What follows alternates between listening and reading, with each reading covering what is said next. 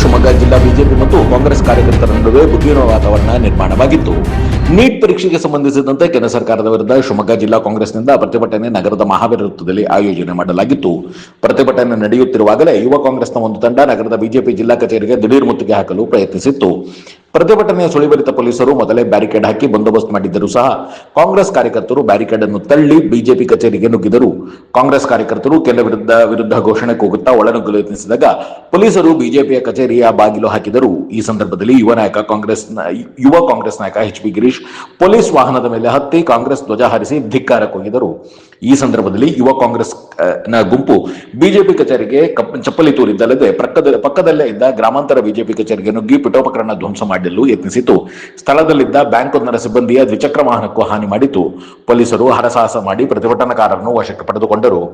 ಕಾಂಗ್ರೆಸ್ ಕಾರ್ಯಕರ್ತರು ಬಿಜೆಪಿ ಕಚೇರಿಗೆ ನುಗ್ಗಲು ಯತ್ನಿಸಿದ್ದ ಸುದ್ದಿ ತಿಳಿದ ತಕ್ಷಣ ಬಿಜೆಪಿ ಗುಂಪೊಂದು ಬಿಜೆಪಿಯ ಜಿಲ್ಲಾ ಕಾರ್ಯದರ್ಶಿ ಹರಿಕೃಷ್ಣ ಅವರ ನೇತೃತ್ವದಲ್ಲಿ ಕಾಂಗ್ರೆಸ್ ದುಷ್ಕೃತ್ಯವನ್ನು ಖಂಡಿಸಿ ರಸ್ತೆ ತಡೆ ಮಾಡಿ ಅಲ್ಲಿಯೇ ಧರಣಿ ಕೂತು ಪ್ರತಿಭಟಿಸಿತು. ಈ ಸಂದರ್ಭದಲ್ಲಿ ಮಾತನಾಡಿದ ಬಿಜೆಪಿಯ ಜಿಲ್ಲಾ ಕಾರ್ಯದರ್ಶಿ ಹರಿಕೃಷ್ಣ, ಇಂದು ಯುವ ಕಾಂಗ್ರೆಸ್ ಕಾರ್ಯಕರ್ತರು ಬಿಜೆಪಿಯ ಕಚೇರಿಯ ಬಾಗಿಲು ಹಾಕಿಸಿದ್ದಾರೆ. ಪೊಲೀಸರು ತಡೆಯುವಲ್ಲಿ ವಿಫಲರಾಗಿದ್ದಾರೆ. ನಾವು ರಾಜ್ಯದಲ್ಲಿ ಮಾತ್ರವಲ್ಲ, ಇಡೀ ದೇಶದಲ್ಲಿ ಕಾಂಗ್ರೆಸ್ ಪಕ್ಷ ಸಂಪೂರ್ಣ ಬಾಗಿಲು ಮುಚ್ಚುವಂತೆ ಮಾಡುತ್ತೇವೆ ಎಂದು ಆಕ್ರೋಶ ವ್ಯಕ್ತಪಡಿಸಿದರು. ಪೊಲೀಸ್ ವಾಹನ ಏರಿದ ಕಾಂಗ್ರೆಸ್ ಗೂಂಡಾಗಳನ್ನು ತಕ್ಷಣ ಬಂಧಿಸಿ ಎಫ್ಐಆರ್ ದಾಖಲಿಸಬೇಕು. ಬಿಜೆಪಿ ಕಚೇರಿಗೆ ನುಗ್ಗಲು ಯತ್ನಿಸಿದರೂ ಅವರನ್ನು ತಡೆಯಲು ವಿಫಲವಾದ ಪೊಲೀಸ್ ಇಲಾಖೆಯ ಬಗ್ಗೆ ಅವರು ಕಿಡಿಕಾರಿದರು. ಪೊಲೀಸ್ ಇಲಾಖೆ ಕಾಂಗ್ರೆಸ್ ಪಕ್ಷದ ಚೇಲ ಆಗಿದೆ ಎಂದು ಅವರು ಆರೋಪಿಸಿದರು. ಬಿಜೆಪಿ ನಾಯಕರನ್ನು ಪೊಲೀಸರು ಸಮಾಧಾನಪಡಿಸಲು ಪ್ರಯತ್ನಿಸಿದರು.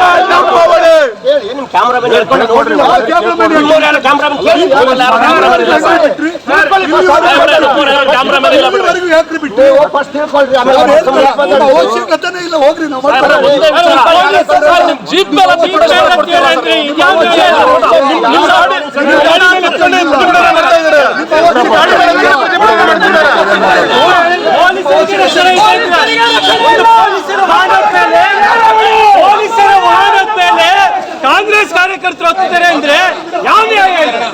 ಪೊಲೀಸ್ ಅಂದ್ರೆ ಯಾರು ರಕ್ಷಣೆ ಕೊಡ್ತಾರೆ? ನಿಮ್ ಸರ್ಕಾರದ್ದೇ ಸರ್ಕಾರ, ಕಾನೂನು. ಒಂದ್ಸತಿ ಬಿಜೆಪಿ ಕಾರ್ಯಕರ್ತರು ತೀರ್ಮಾನ ಮಾಡಿದ್ರೆ ನಮ್ಮ ರಕ್ಷಣೆಯನ್ನು ನೀವು ಯಾರು ಮಾಡೋ ಅವಶ್ಯಕತೆ ಇಲ್ಲ, ನಾವು ಮಾಡ್ಕೋತೀವಿ. ನಾಟಕ ಮಾಡಬೇಡಿ. ನಮಗೆ ಬಂದು ನಿಮ್ಮ ಪೊಲೀಸ್ ಇಲಾಖೆಯ ಜೀಪ್ ಮೇಲೆ ಹತ್ತಿ ಕಾಂಗ್ರೆಸ್ ಧ್ವಜವನ್ನು ಹಾರಿಸ್ತಾರೆ, ನೀವು ನೋಡಿಕೊಂಡು ತಮಾಷೆ ನೋಡ್ತೀರಾ. ನಮ್ಮ ಕಾರ್ಯಕರ್ತರನ್ನ ಅರೆಸ್ಟ್ ಮಾಡುವಂಥ ಕೆಲಸಕ್ಕೆ ಬರ್ತೀರಿ. ಅವ್ರು ನಮ್ಮ ಆಫೀಸ್ ಮೇಲೆ ಹಲ್ಲೆಯನ್ನು ಮಾಡೋಕ್ಕೆ ಬಂದರೆ ನಮ್ಮ ಆಫೀಸಿನ ಬಾಗಿಲನ್ನು ಹಾಕಿಸ್ತೀರಾ. ಗೂಂಡಾಗಳು ಎಲ್ಲಾದರೂ ಹಲ್ಲೆ ಮಾಡೋಕ್ಕೆ ಹೋದರೆ ಅವರು ಎಲ್ಲರನ್ನೂ ಜಾಗ ಖಾಲಿ ಮಾಡಿಸ್ತೀರಾ, ಗೂಂಡಾಗಳನ್ನು ಅರೆಸ್ಟ್ ಮಾಡ್ತೀರಾ. ಭಾಳ ವ್ಯತಿರಿಕ್ತವಾಗಿ ನಡ್ಕೋತಾ ಇದ್ದೀರಿ. ಇದ್ರ ಹಿಂದೆ ನಿಮ್ಮ CM ಇದ್ದಾರೆ, ನಿಮ್ಮ ಕಾಂಗ್ರೆಸ್ನ ಗೂಂಡಾ ಅಧ್ಯಕ್ಷ BK ಹರಿಪ್ರಸಾದ್ ಇದ್ದಾರೆ ಅಂತ ನಮಗೆ ಗೊತ್ತಿದೆ. ಆದರೆ ಈ ಮೂಲಕ ಎಚ್ಚರಿಕೆಯನ್ನು ಕೊಡ್ತೇವೆ. ರಾಮ ಮಂದಿರದ ಹೋರಾಟ, ಕಾಶ್ಮೀರದ ಹೋರಾಟದಲ್ಲಿ ಗುಂಡಿಗೆ ಕೊಟ್ಟಿರುವಂಥವ್ರು ನಮ್ಮ ಹಿರಿಯರು. ಯಾವ ಕಾರಣಕ್ಕೂ ಈ ಗುಂಡಾಗಿರಿಗೆಲ್ಲ ಹೆದರಲ್ಲ. ಮುಂದಿನ ದಿವಸದಲ್ಲಿ ನಾವು ಯಾರು ಅಂತ ತೋರಿಸ್ತೀವಿ. ನಮ್ಮ ಹಿರಿಯರು ಬರ್ತಾರೆ, ತೀರ್ಮಾನ ಮಾಡ್ತೀವಿ. ಇದನ್ನು ಅಂತ್ಯ ತನಕ ತೊಗೊಂಡು ಹೋಗೋದ್ರವರೆಗೂ ನಾವು ಬಿಡೋದಿಲ್ಲ. ಪೀಠೋಪಕರಣಕ್ಕೆ ಕೈ ಹಾಕಿದಾರ ಇಲ್ವಾ ನೋಡಬೇಕು. ಚಪ್ಪಲಿಗಳು ಬಿದ್ದಿದೆ, ನಮ್ಮ ಬಂಟಿಗಳು ಹರಿದೋಗಿದೆ, ನಮ್ಮ ಶೆಟ್ರನ್ನು ಕ್ಲೋಸ್ ಮಾಡಿದ್ದಾರೆ. ನಮ್ಮ ಆಫೀಸಿನ ಬಾಗಿಲನ್ನು ಹಾಕಿರೋರ ಬಾಗಿಲು ಶಾಶ್ವತ ದಿನಗಳ ಹತ್ರ ಇದೆ. ಇದಾದ ಬಳಿಕ ಶಿವಮೊಗ್ಗ ಜಿಲ್ಲಾ ಬಿಜೆಪಿ ಕಾರ್ಯಕರ್ತರು ಜಿಲ್ಲಾ ಕಾಂಗ್ರೆಸ್ ಕಚೇರಿಗೆ ಮುತ್ತಿಗೆ ಹಾಕಿ ಕಲ್ಲು ತೂರಾಟಕ್ಕೆ ಪ್ರಯತ್ನಿಸಿದರು. ಜಿಲ್ಲಾ ಕಾಂಗ್ರೆಸ್ ಕಚೇರಿ ಮುಂದಿದ್ದ ಬೃಹತ್ ಬ್ಯಾನರ್ ಅನ್ನು ಹರಿದು ಹಾಕಿ ಆಕ್ರೋಶ ವ್ಯಕ್ತಪಡಿಸಿದರು. ಇದಕ್ಕೂ ಮುನ್ನವೇ ಕಾಂಗ್ರೆಸ್ ಕಚೇರಿಯ ರಸ್ತೆಯಲ್ಲಿ 4 ದಿಕ್ಕುಗಳಲ್ಲಿ ಪೊಲೀಸರು ಬಿಗಿ ಬಂದೋಬಸ್ತ್ ಮಾಡಿದ್ದರು. ಆದರೂ ಸಂಧಿಯಲ್ಲಿ ನುಗ್ಗಿದ 15ಕ್ಕೂ ಹೆಚ್ಚು ಬಿಜೆಪಿಯ ಕಾರ್ಯಕರ್ತರನ್ನು ಸ್ಥಳದಲ್ಲೇ ಪೊಲೀಸರು ವಶಕ್ಕೆ ಪಡೆದುಕೊಂಡರು. ಪೊಲೀಸರು ಮತ್ತು ಕಾರ್ಯಕರ್ತರ ನಡುವೆ ನೂಕಾಟ ತಳ್ಳಾಟ ನಡೆಯಿತು. ಇದೇ ಸಂದರ್ಭದಲ್ಲಿ ಬಿಜೆಪಿಯ ಕಾರ್ಯಕರ್ತರೊಬ್ಬರ ಕಾಲಿಗೆ ಗಂಭೀರ ಗಾಯವಾಗಿತ್ತು. ಅವರನ್ನು ಕರೆದುಕೊಂಡು ಆಸ್ಪತ್ರೆಗೆ ಕರೆದೊಯ್ಯಲಾಯಿತು. ಮತ್ತೆ ಕೌಂಟರ್ ನೀಡಿದ ಕಾಂಗ್ರೆಸ್ ಕಾರ್ಯಕರ್ತರು ಸ್ಥಳಕ್ಕೆ ಆಗಮಿಸಿ ಬಿಜೆಪಿಯ ಗೂಂಡಾವರ್ತನೆಗೆ ಪ್ರತಿಭಟನೆ ನಡೆಸಿದರು. ಮತ್ತೆ ಸ್ಥಳದಲ್ಲಿ ಉದ್ವಿಗ್ನ ವಾತಾವರಣ ಉಂಟಾಯಿತು. ಬೆಳಗ್ಗೆಯಿಂದಲೇ ಎರಡೂ ಪಕ್ಷದ ಕಾರ್ಯಕರ್ತರ ಹೈಡ್ರಾಮಾ ನೋಡಿ ಬೇಸತ್ತ ಪೊಲೀಸರು ಕೂಡಲೇ ಕಾಂಗ್ರೆಸ್ ಕಾರ್ಯಕರ್ತರನ್ನು ವಶಕ್ಕೆ ಪಡೆದುಕೊಂಡರು.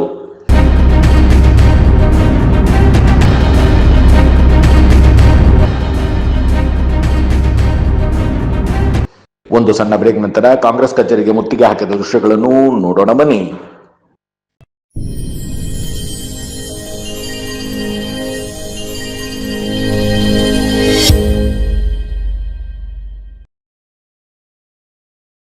ನಾನು ಸಿಬಿಐನಿಂದ ಪೊಲೀಸ್ ಅಧಿಕಾರಿ ಮಾತನಾಡ್ತಿದ್ದೀನಿ. ನಿಮ್ಮ ಹೆಸರಿನ ಮೇಲೆ ಡ್ರಗ್ಸ್ ಇರುವ ಪಾರ್ಸಲ್ ಸಿಕ್ಕಿದೆ. ಈ ಪ್ರಕರಣಕ್ಕೆ ಸಂಬಂಧಿಸಿದಂತೆ ನಿಮ್ಮನ್ನು ಈಗ ಡಿಜಿಟಲ್ ಅರೆಸ್ಟ್ ಮಾಡಿದ್ದೀವಿ. ಸರ್, ನಾನೇನ್ ಮಾಡಿಲ್ಲ, ದಯವಿಟ್ಟು ನನ್ ಬಿಟ್ಬಿಡಿ. ಆಯ್ತು, ಬಿಡ್ತೀನಿ. ಆದ್ರೆ ಈ ವಿಷಯವನ್ನ ಯಾರಿಗೂ ಹೇಳ್ಬೇಡ. ನಾನು ಹೇಳುವ ಅಕೌಂಟ್ಗೆ ಕೂಡ್ಲೇ 10 ಲಕ್ಷ ಟ್ರಾನ್ಸ್ಫರ್ ಮಾಡಬೇಕು. ಸರ್ ಆಯ್ತು, ಈಗ್ಲೇ ಹಣ ಟ್ರಾನ್ಸ್ಫರ್ ಮಾಡ್ತೀನಿ. ಅಪ್ಪ ನಿಲ್ಲಿ, ಹಣ ಹಾಕ್ಬೇಡಿ. ಡಿಜಿಟಲ್ ಅರೆಸ್ಟ್ಗೆ ಮಾನ್ಯತೆ ಇಲ್ಲ. ಇವೆಲ್ಲ ಮೋಸದ ಜಾಲ. ನಮ್ ಭಯವೇ ವಂಚಕರ ಅಸ್ತ್ರ ಅಪ್ಪ. ಇಂತಹ ಕರೆ ಬಂದ್ರೆ ಗಾಬರಿ ಆಗ್ಬೇಡಿ. ಮೊದಲು ಕರೆ ಕಟ್ ಮಾಡಿ ಹಣ ಟ್ರಾನ್ಸ್ಫರ್ ಮಾಡಬೇಡಿ. ತಕ್ಷಣ 1930ಗೆ ಕರೆ ಮಾಡಿ ಅಥವಾ ಠಾಣೆಗೆ ಹೋಗಿ ದೂರು ನೀಡಿ. ಜಾಗೃತರಾಗಿರಿ.